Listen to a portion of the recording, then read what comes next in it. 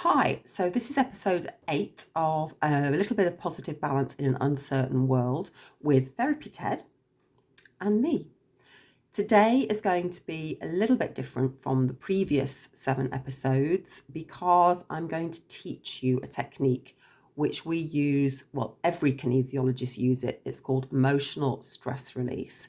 And this is a technique where you can do something at home if you're starting to feel a little bit stressed, or even if you're not sure that you're stressed, but you just feel a little bit unsettled, maybe something's just happened. And because of the situation we're in at the moment, a lot of us are actually having slightly more heightened reactions, as I have discussed in previous videos. So today we're going to do a balance, and then I'm going to teach you how to do the emotional stress release technique. Okay, so it's a quantum balance like we've had before. The Cosbats that are going to hold the emotional stress release for us for this particular balance are going to be on the sacral chakra, which is a sort of round about your navel. And the colour that you've picked today is this colour, which is mauve, which looks particularly summery, or spring sort of summery, which is rather nice. Now, just drink that colour in. Now, this actually is more for hearing, but it's having clear hearing.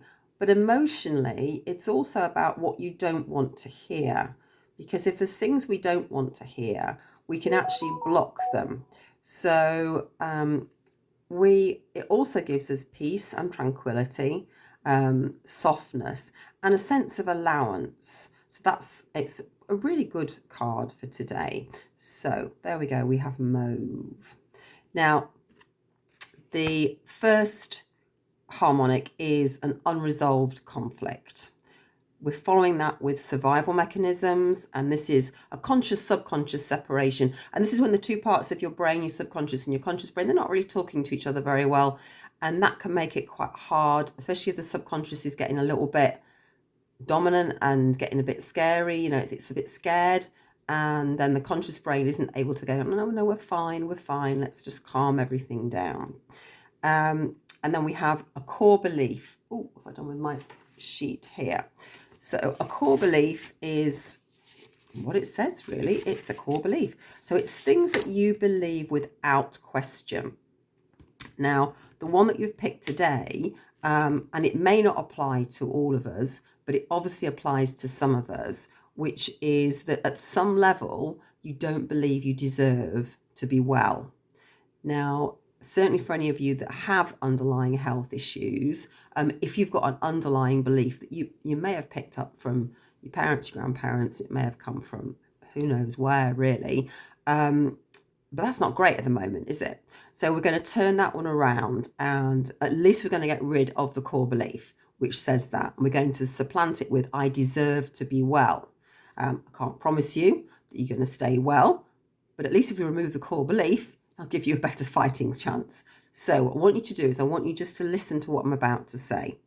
So absorb the truth of the following statement and harmonic. I am unique, beautiful, talented, and lovable. I accept that everything I do, feel, and say on my life's path is part of my growth to higher states of understanding and consciousness. I see the world as a wonderful playground for me to express my magnificence. I deserve to be well. Okay, so Therapy Ted has this end, and he's good to go. So now we're going to just talk a little bit about anxiety and then how we can actually get that subconscious part of the brain to calm down.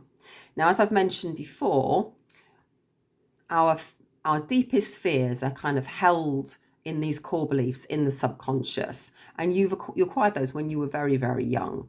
So they can be compounded by things that have happened over your life. They can also be made worse by what you've inherited. If you've inherited fears, your parents are fearful in some ways, your grandparents were, and you've picked up on that. So what this does is it leaves you in a position where you are more likely to be fearful or less likely to be fearful.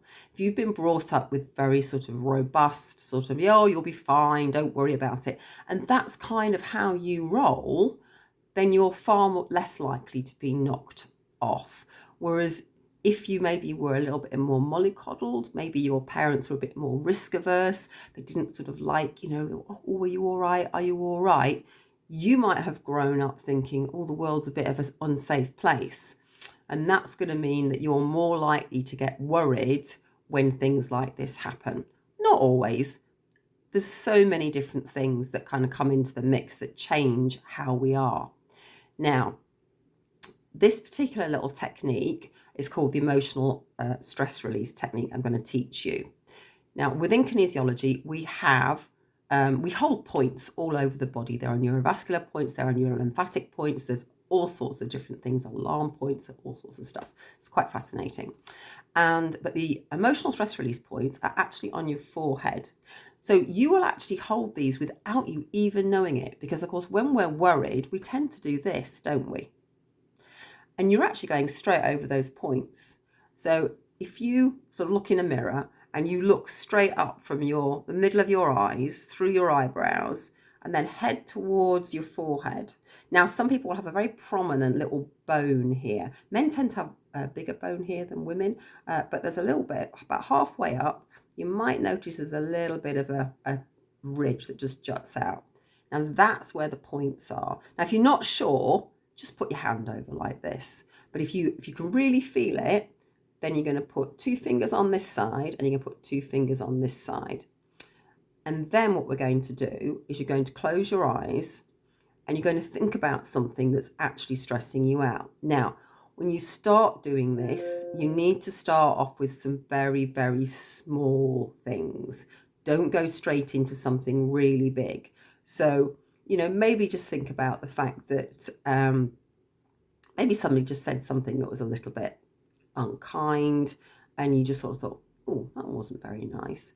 Not enough to kind of send you off the deep end, but, oh, it's just not very nice. So when you first start thinking about whatever this thing is, you'll notice it's very front and center. Some of my clients call it glorious technicolor. It's absolutely there, very easy to think about. It's really focused. Then as you think about it, while you're holding these points, it will calm down. And you'll find that after a while, you'll just start drifting off. And then you'll go, oh, I'm supposed to be thinking about something, aren't I? Oh, yeah. And you go back to thinking about it. And then you'll find you've drifted off again. And you just sort of think, oh. And one of my younger clients used to say that this was a little bit like Catherine Tate, like, oh, whatever. And it's kind of gone to like this grey kind of fuzzy thing. And it's just like, why was I bothered about that? And when you get to that point, you kind of know you're done. Now, once you get some practice at this and you get that sort of going on a regular basis, then what you can do if you want to deal with some slightly bigger things is you can break the bigger things down into little components. Don't go for a big thing at once. You don't want to challenge a big core belief, because if you do that, you're more likely to create more stress, because your brain is designed to look for what is. And if what you're trying to say is, oh, no, that's not quite right, so we kind of need to come away from that.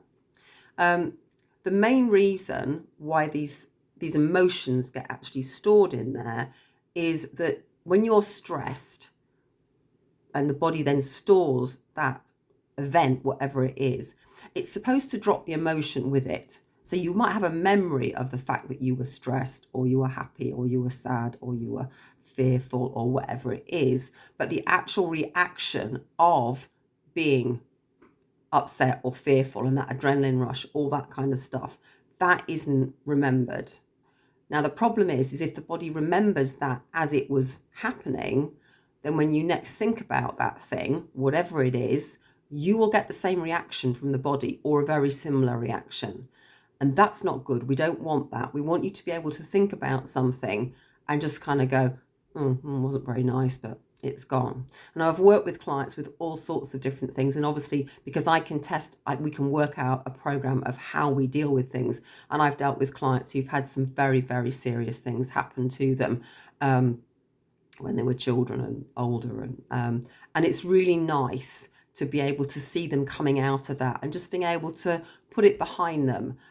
Was it nice? You know, it could have been extremely scary at the time, but now it's like, well, it's in the past. It wasn't pleasant, but it's gone. It's no longer got that real hook, and it means that people can move on. They can actually move on from where they are. So this is something for you to practice.